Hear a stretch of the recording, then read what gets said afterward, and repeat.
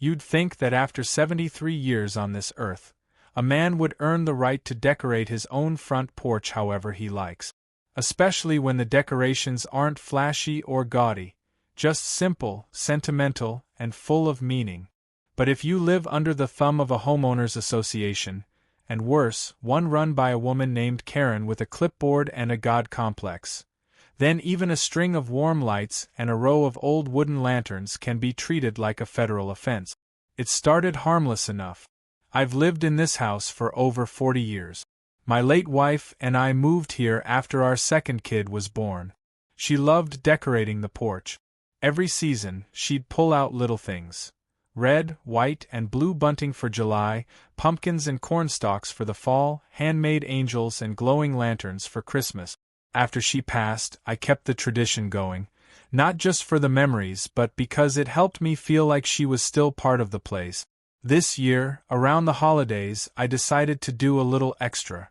It was the first year my grandson, David Jr., would be coming back from deployment overseas. I hadn't seen him in nearly 2 years. I put out a big welcome home sign, hung the flags, set up lanterns with his unit number painted on them, and even placed some old boots and gear he'd left behind in a display by the step. A quiet tribute. Tasteful, respectful. The kind of thing that used to earn a neighborly handshake or a pie on the porch. Instead, it earned me a knock on the door from Karen. She didn't even bother with pleasantries. Just launched right in with that nasal voice of hers, tapping her HOA badge like it meant something in the real world. "These decorations are excessive, Mr. Thompson," she said, scanning the porch like she was inspecting for contraband. "They don't conform to the Uniform Visual Guidelines laid out in Section 4C of the Community Code." I stared at her. Uniform Visual what now? She clicked her pen. The HOA guidelines clearly prohibit political displays, military paraphernalia, and excessive personal ornamentation outside of the designated holiday window. "It's a welcome home display for my grandson," I said, calm but firm. "He's a Marine. Been serving overseas. It's not political. It's personal." Karen gave me a tight little smile. "I'm sure you think it is. But other residents have raised concerns. It creates visual disruption. Makes the neighborhood look cluttered. Now, I've heard some things in my life. But calling a tribute to a soldier clutter? That one stuck in my ribs like a rusty nail. I held it together, though. I thanked her for her concern and closed the door. That night, I sat on the porch with a thermos of coffee and just stared out at those lights. I wasn't just thinking about David Jr., I was thinking about my wife, and how proud she'd be. I was thinking about the flag my father brought home after World War II. About the small-town values this place used to stand for before folks like Karen started running it like a gated kingdom. The next morning, a letter was stuffed in my mailbox. Formal HOA warning. Failure to remove unauthorized decor within 48 hours will result in fines. No signature, just a digital stamp. I called my daughter, David Jr.'s mom, and told her what was going on. She wanted to drive over and give Karen a piece of her mind, but I told her not yet. I wasn't done being neighborly. Instead, I went to the next HOA meeting. I showed up 10 minutes early, holding a framed photo of my wife standing on that very porch with her seasonal decorations from 1994. I waited my turn, stood up in front of the table of board members, Karen front and center, and I explained what every item on my porch meant. I didn't raise my voice. I didn't get dramatic. I just told them the truth.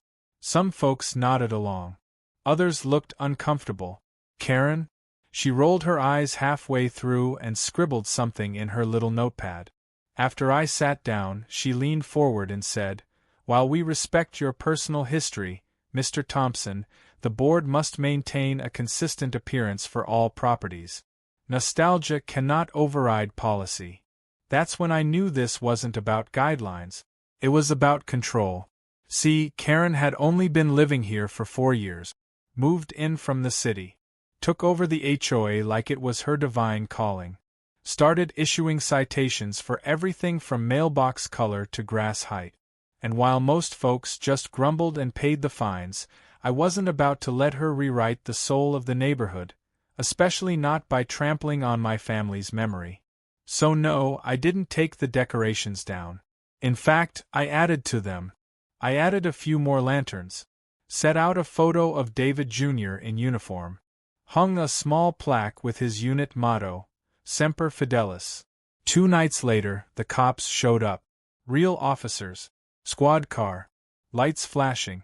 One of them, a younger guy who looked more embarrassed than anything, came up and said, "Mr. Thompson, we got a call about possible ordinance violations."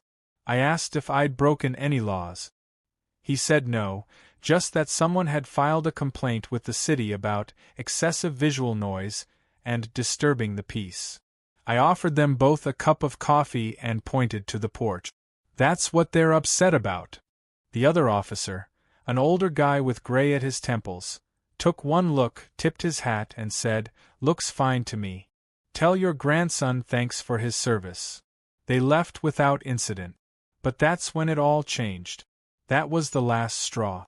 Karen hadn't just disrespected my decorations. She'd disrespected my family, my service, my late wife's memory, and my grandson's sacrifice.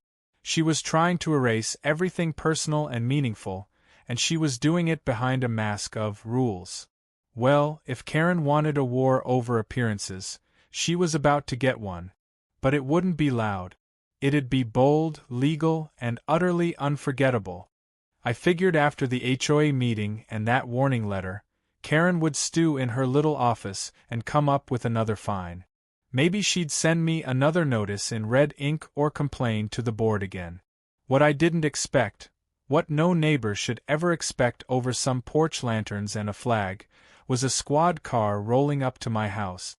It was just after 7 p.m. The sky was pink with sunset, and I was on my rocking chair with a glass of sweet tea, admiring the way the porch lanterns caught the evening light. That's when I heard the tires crunch on the gravel drive and saw the red and blue lights flicker through the trees. 2 officers stepped out, and I could already tell by their posture that they didn't want to be there. The older one, stocky, maybe mid-50s, with a silver buzz cut, took the lead while the younger one kept glancing awkwardly at my decorations like he wasn't sure whether to admire them or take note. I stood up slowly and met them by the step. "Evening, officers," I said. "Everything all right?" The older one gave a small nod. "We got a call from a resident in your community. Claimed there was a possible disturbance. Something about threatening messages in your yard display." I blinked. "Threatening?" He pointed toward my porch. "The flags, the boot, the signs, the lanterns. Said it gave the impression you were making a political statement meant to intimidate." I actually laughed out loud. I couldn't help it. Those boots belong to my grandson. He just got back from Afghanistan. That sign says, "Welcome home, Corporal Thompson." The only thing intimidating about it is how proud I am of the kid. The younger officer muttered, "Sir, with all due respect, this looks like a tribute, not a threat." The older officer gave a small shrug. "We thought so, too. But when someone calls it in, we're required to check. Mind if we take a walk around?" I waved my hand. "Help yourselves. You want sweet tea when you're done." They did a slow walk around the porch, radioed back that there was no issue, and came back with a look of mild embarrassment. The younger one was now smiling. The older cop pulled out a little notepad anyway and jotted something down. "Just gonna mark that we followed up. No violation. Just a neighbor misunderstanding." I nodded.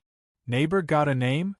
He hesitated, then gave me a look that said it all without needing to say it. "Your HOA president was rather persistent on the phone. Karen." Of course it was Karen. She'd really called the cops on me for decorating my porch to welcome my grandson home from war. At that moment, something in me shifted. I'd been patient, civil, reasonable. I had spoken calmly at the meetings. I hadn't made a scene. But now I was being treated like some kind of domestic terrorist for having boots and flags on my own porch. It wasn't just an insult anymore, it was a violation of principle. This wasn't about decorations. This was about control, and about Karen not liking anything that didn't fit her sterile, perfect little HOA fantasy. She couldn't understand people who had history, pride, or pain on display. She didn't want a neighborhood, she wanted a showroom. And she wasn't going to stop. The officers left after I thanked them and gave them both a jar of my wife's old peach preserve. The older one said, "Sir, for what it's worth, don't let the HOA bully you. We've seen worse. Much worse." As they pulled away, I turned and looked at my porch, not with pride this time, but with determination. If Karen wanted to escalate this into public humiliation, I'd give her something the whole town could talk about. But not in anger. That'd make me just like her. No, I'd beat her at her own game. The next morning, I went to the county clerk's office and pulled the full HOA charter and guidelines. I read every single line. Highlighted anything to do with signage, decor, protests, flags, art, and freedom of expression. I also made a copy of the state's First Amendment protections related to homeowner displays, because sometimes even HOAs forget the Constitution still applies. Then I paid a visit to my nephew Jimmy. Runs a custom print shop downtown. Does signs for parades, fundraisers, veteran rallies, you name it. Told him I needed some large yard banners made. And I told him the message I wanted printed across the top in big, bold letters. Honor is not equal to clutter. Below it, I had him add photos, real photos, of my wife's decorations over the years. Our kids playing in the leaves. My grandson holding a flag. Neighbors smiling with cider mugs in the background. I came home and rearranged my whole front yard. Took every complaint Karen made, and turned it into a message. I labeled each lantern with a word. Memory, family, service, freedom. The Boots got a sign. These walked more miles than Karen ever will. And right near the sidewalk, I put up a new little signpost. This display was called a disturbance. We call it our family's story. Then, just to make sure it stayed peaceful and legal, I attached laminated copies of my state's homeowner display rights right next to it. That night, I lit every single lantern. The next day, I got visitors. Not police. Not board members. Neighbors. Some old, some new. One couple brought over cookies. A Vietnam vet from 4 doors down shook my hand and said, "About damn time someone stood up to her." By sunset, people were slowing their cars to read the signs. A few even parked and took photos. Karen? She walked by once. Didn't say a word. Just clutched her clipboard so tight her knuckles turned white. She wasn't in control anymore. The porch was no longer a target. It was a message. And if she thought this display was bold, she had no idea what I was planning next. Because she made a critical mistake. She tried to erase a man's memories. Now I was going to make sure everyone remembered hers. You'd think that after calling the cops and failing to get me cited, Karen might back off, maybe reflect for half a second on how far she'd pushed things. But no. That woman doesn't back down, she doubles down. And this time, she got personal. It started with a newsletter. Or at least, that's what they called it. Every month, the HOA sends out a little folded paper stuffed in mailboxes, full of cheerful nonsense about community events, landscaping tips, and which shade of beige is most compliant with property standard. But this month's newsletter had a new section. Neighbor concerns, maintaining community standards with respect and dignity. What a joke.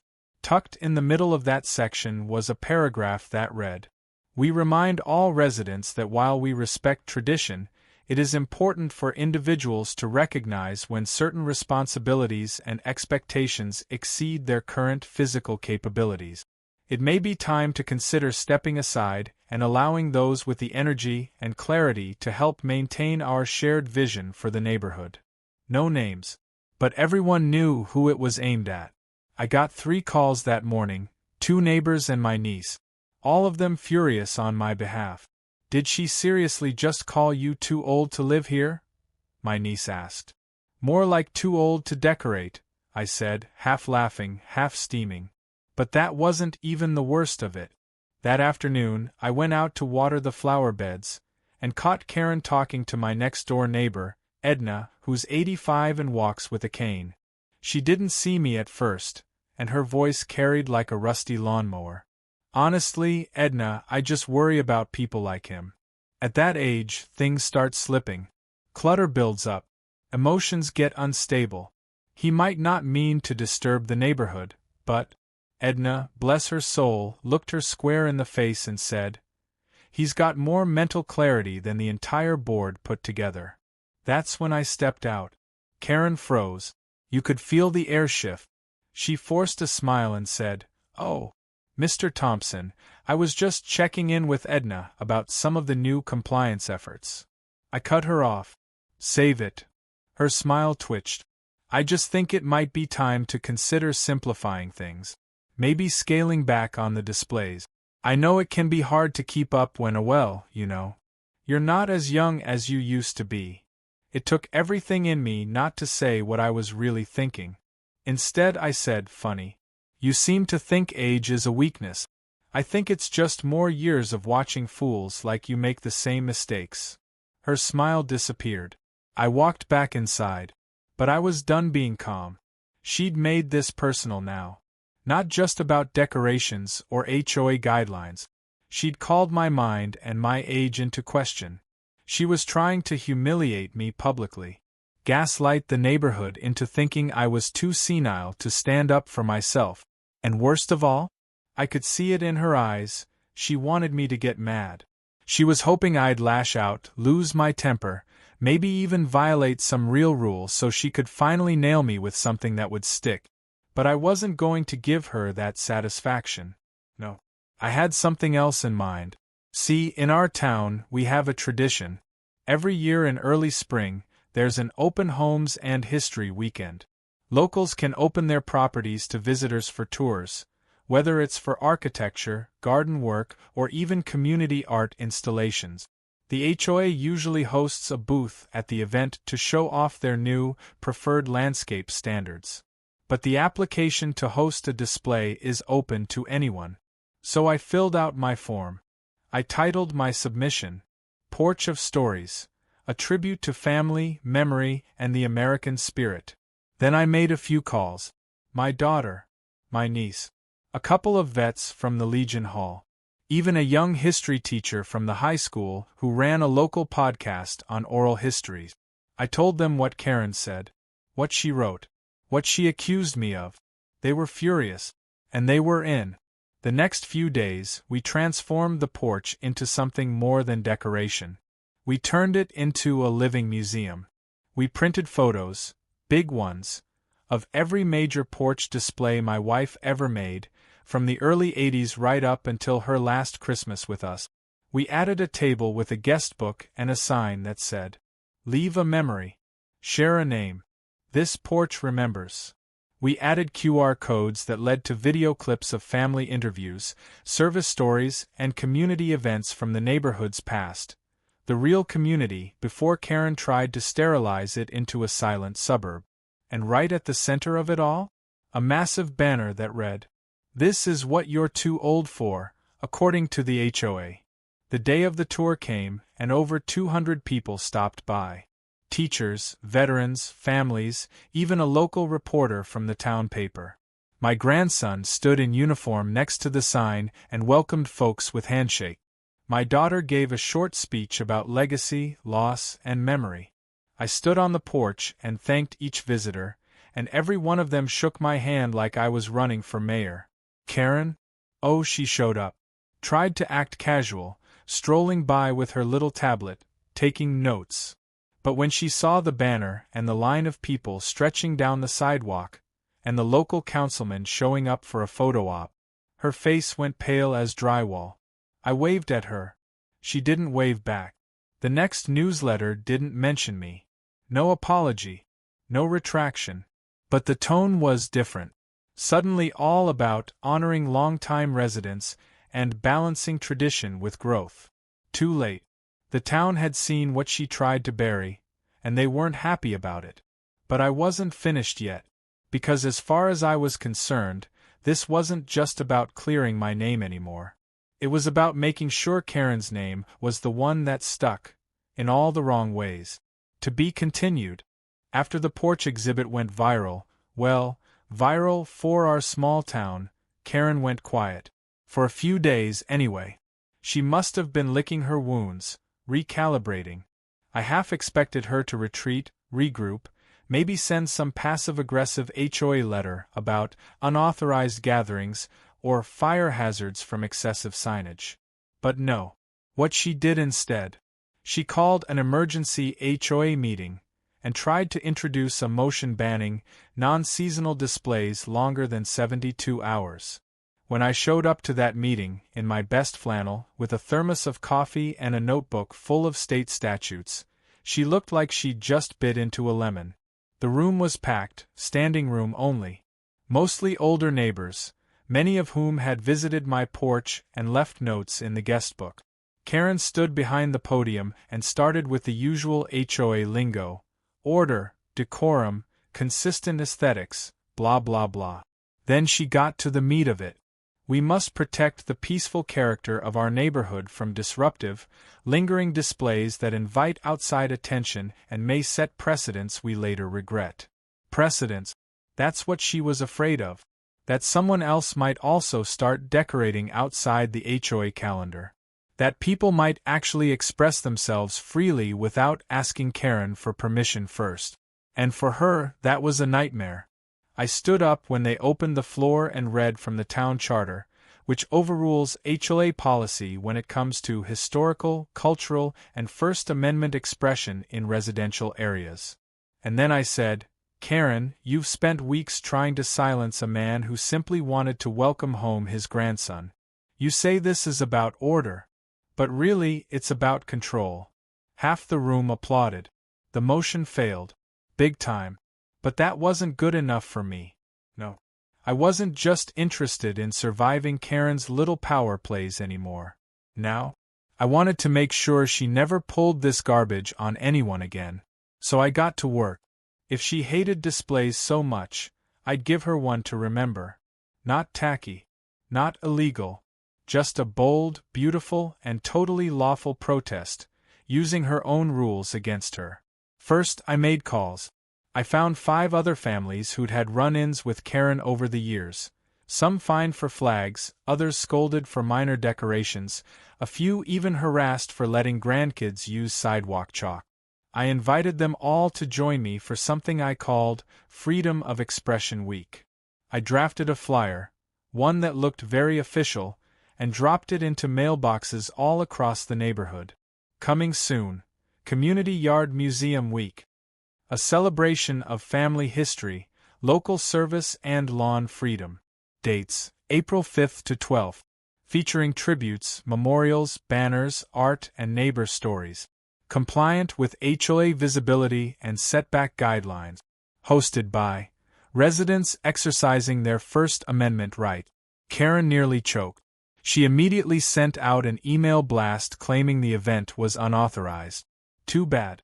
Nowhere in the HOA rules does it say we can't decorate our own yards with displays of personal or historical value, as long as it doesn't obstruct the sidewalk or contain explicit content. So we leaned in. Hard. One neighbor created a tribute to his father's 1972 service station with a real vintage gas pump and a sign that said, "Back when oil was the only thing smoother than our neighbors." Another family recreated a 1950s picnic scene on their lawn, complete with mannequins dressed in poodle skirts and a speaker playing soft jazz, something Karen had banned at a community barbecue last year for being too nostalgic. Me? I went all out. I turned my front yard into a full-scale art installation titled, "This is what she calls clutter." I had yard signs, banners, poster boards with quotes from Karen's own HOA letters, blurred names for legality, of course, printed side by side with warm family photos and smiling grandchildren. Right near the sidewalk, I placed a table labeled, "Your story matters. Leave your own HOA experience anonymously." And oh boy, did they ever! Neighbors came in waves. Seniors with walkers. Young couples. Vets in hats. A reporter from the local radio station dropped by and did a 10-minute feature called Suburbia and Silenced Voices. Karen came by once, clip-clopping down the sidewalk in her wedges, sunglasses on, lips pursed so tight it looked like she was chewing on gravel. She stared at my yard like it was radioactive. A few folks tried to greet her. She didn't answer. Eventually, she turned around and left. But not before snapping a few photos, probably thinking she could use them in some kind of complaint. Too bad for her. I had already filed a temporary art display notice with the city, and copied the HOA board. Legally airtight. The best part? My grandson helped me rig the final piece. A big, homemade sculpture of an empty rocking chair made entirely of discarded HOA newsletters. On it, a laminated sign that read, "For the one who never listens anyway." People took pictures. Someone started a Facebook page. Karen didn't attend the next HOA meeting. Instead, she sent a resignation email claiming unforeseen personal health matters. But word got around. Turns out, her real estate agent had advised her to put her house on the market. She was getting iced out, socially and politically. The neighborhood had turned. And I didn't raise a single voice. Didn't break a single rule. All I did was light a few lanterns, tell the truth, and stand tall. Turns out, that's all it takes to knock down a tyrant with a clipboard. It's funny, really. All I wanted to do was welcome my grandson home. A simple porch display. Some lanterns, a flag, a few boots by the steps, nothing wild. But thanks to Karen and her crusade against non-compliant decor, that quiet tribute turned into something way bigger than me. It became a statement. And now? Now I sit on that same porch every morning with my coffee and a slight grin as I watch strangers slow down in their cars just to take pictures of my front yard. Tour buses too. Not even kidding. Last week, one rolled in from 2 counties over, mostly retirees on a historical neighborhood tour. One of them stepped out and told me, heard there was a vet here who turned his yard into a war on HOA tyranny. Not exactly how I'd word it, but I didn't correct her. Because you know what? She's not wrong. What started as Karen calling the cops over visual disruption ended with the town unofficially naming my property a landmark. The signs are still up. The lanterns glow every evening. The rocking chair sculpture made from old HOA newsletters? That's now laminated and sealed under a clear weatherproof dome with a plaque that says, "Dedicated to the silenced and the stubborn, long may you rock." But Karen? Well, Karen's house is on the market. The for sale sign went up 3 days after our Freedom of Expression week ended. Word around town is she's moving to a tighter regulated community with clearer guidelines. Translation: she's off to find a place where people are easier to control. She's barely been seen since. Curtains drawn. No more HOA announcements. No more morning walks with her clipboard and judgmental squint. A couple of folks claim she tried to spin the whole thing like she was the victim of public shaming, but most people around here know the truth. And the truth is, she picked a fight with the wrong porch. You know what's wild, though? It didn't end with just me. After the protest week, something shifted in the neighborhood. People started reclaiming their homes, 1 yard at a time. Flags went back up. Garden gnomes returned. There's even a guy on Maple Street who's building a koi pond in the shape of the state of Texas. The HOA, stripped of Karen's iron grip, has calmed down. A new president was voted in last month, Edna, bless her heart. 85 years old, sharp as a tack and twice as feisty. First motion she passed? A community right to porch expression. Even got it framed and hung in the HOA office. That same day, she came by my house with a tin of cookies and said, "Let me know if you want to turn that newsletter chair into a town statue.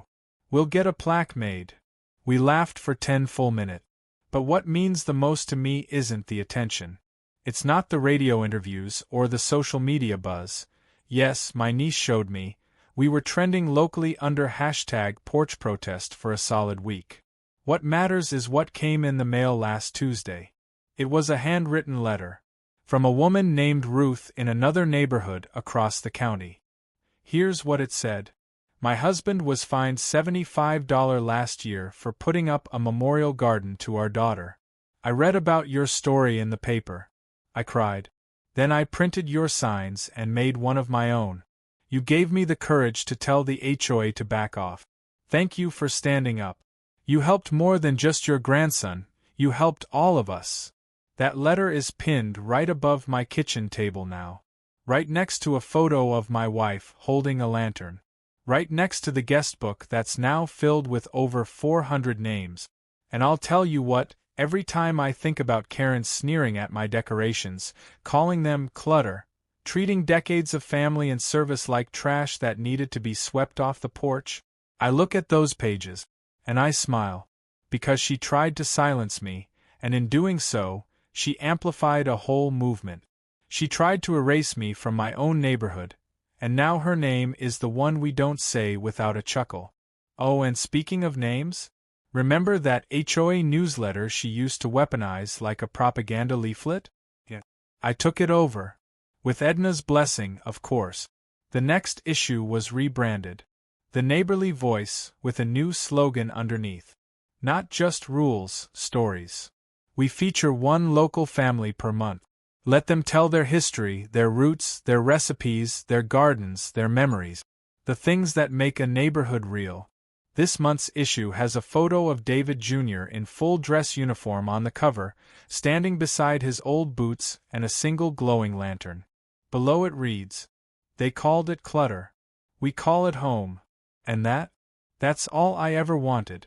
Not revenge. Not recognition. Just the right to honor what matters. To decorate the place I live with the life I've lived. To be seen instead of silenced." Karen never understood that. But everyone else does now. And every time a tour bus pulls up, and someone asks to take a photo of the porch, I nod and say, "Go right ahead. Just make sure to get the rocking chair." They always laugh. And some even sit in it. But no one rocks it better than me.